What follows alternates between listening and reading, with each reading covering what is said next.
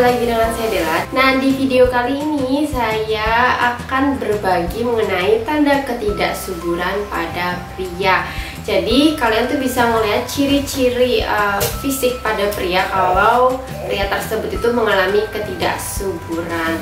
Tapi di sini ada satu hal yang harus saya tekankan kepada kalian, bahwa ciri-ciri fisik di sini tidak bisa dijadikan penentu atau diagnosa kalau sebenarnya pria itu tuh mengalami kemandulan. Itu tidak bisa ya, tetap harus melakukan konsultasi atau pemeriksaan ke dokter spesialis untuk benar-benar mengetahui sebenarnya mengalami ketidaksuburan atau tidak. Yang jelas ciri-ciri yang nanti saya akan sebutkan itu bisa dijadikan sebagai kewaspadaan bagi teman-teman untuk peduli dengan kesehatan teman-teman. Dan langsung aja sekarang kita bahas ciri-ciri yang pertama. Oke, jadi ciri pertama yang kalian bisa lihat dan amati, yaitu yang pertama adalah tidak adanya pertumbuhan rambut di bagian tubuh, atau pertumbuhan rambutnya itu sangat sedikit, baik itu di ketiak, di bulu dada, kemudian di sekitar jenggot, ya, kumis, kemudian bagian kaki, tangan, dan bahkan juga di bagian organ vitalnya. Kenapa sih kok ngaruh gitu ya sama ketidaksuburan pada pria? Ya, ini biasanya kalau pertumbuhannya rambutnya itu sedikit atau mungkin nggak ada sama sekali, mulus kayak cewek, biasanya ada ketidakseimbangan hormon, yaitu hormon testosteron. Tapi kembali lagi ya, ini juga bisa dipengaruhi oleh faktor genetik teman-teman.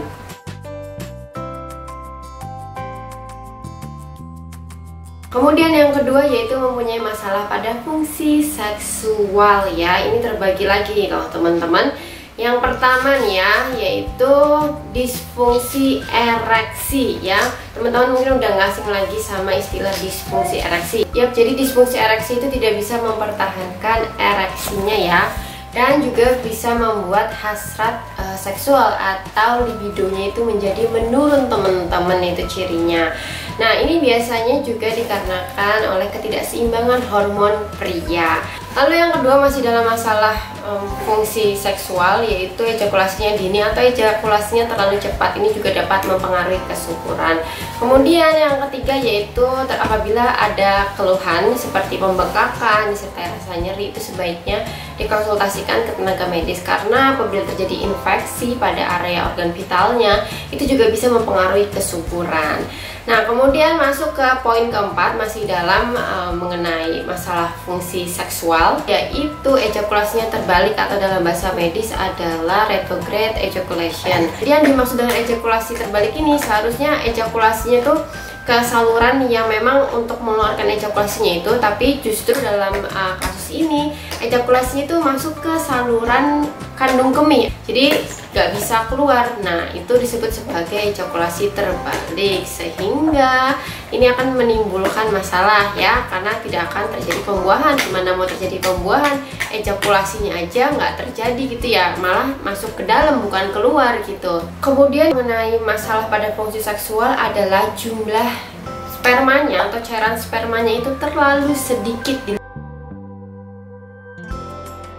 Dan sekarang lanjut mengenai ciri ketidaksuburan pada pria yang ketiga. Ini kalau nggak salah saya hampir lupa yang keberapa karena saking banyaknya, yaitu ada masalah dengan mortalitas spermanya, yaitu masalah dengan kecepatan dan juga kelincahan si spermanya. Karena untuk dapat membuahi sel telur atau ovum, kalau terlalu lambat itu juga tidak bisa ya, itu dapat mengganggu kesuburan. Gimana mau sampai gitu ya ke ovumnya untuk bisa membuahi kalau si spermanya aja renangnya atau jalannya itu lambat. Selanjutnya mengenai ciri ketidaksuburan pada pria, ini masih berkaitan dengan sperma ya. Jadi spermanya itu mengalami kelainan bentuk. Nah, sperma ini ada bentuk atau kriteria khusus sperma yang normal itu bentuknya harus seperti apa. Nanti mungkin ini dijelaskan di next video.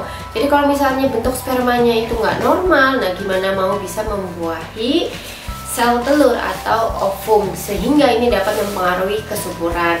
Dan ini tuh nggak bisa kalian lihat secara langsung dari spermanya, tentunya harus diperiksa melalui laboratorium ya, diperiksa secara medis oleh tenaga kesehatan.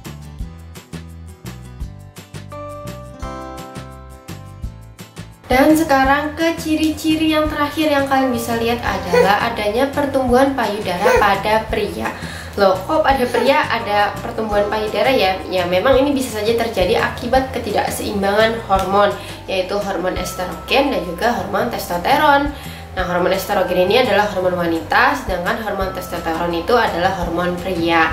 Ya memang pada pria juga ada hormon wanitanya, cuman memang pada kasus ini itu hormon yang seharusnya hormon wanitanya itu rendah, justru malah hormonnya itu meningkat sehingga bisa terjadi pertumbuhan payudara pada pria. Dan itu dia ciri-ciri yang kalian bisa amati. Semoga bisa membantu teman-teman. Kalau misalnya kalian ada salah satu ciri-ciri diantaranya, kalian bisa konsultasi ke dokter spesialis. Dan yang perlu diingat seperti yang saya bilang tadi, bahwa ciri-ciri yang saya sebutkan ini tidak bisa dijadikan penentu atau diagnosa untuk memastikan benar-benar pria ini tuh mengalami ketidaksuburan. Sekali lagi ya, harus dilakukan pemeriksaan untuk memastikannya.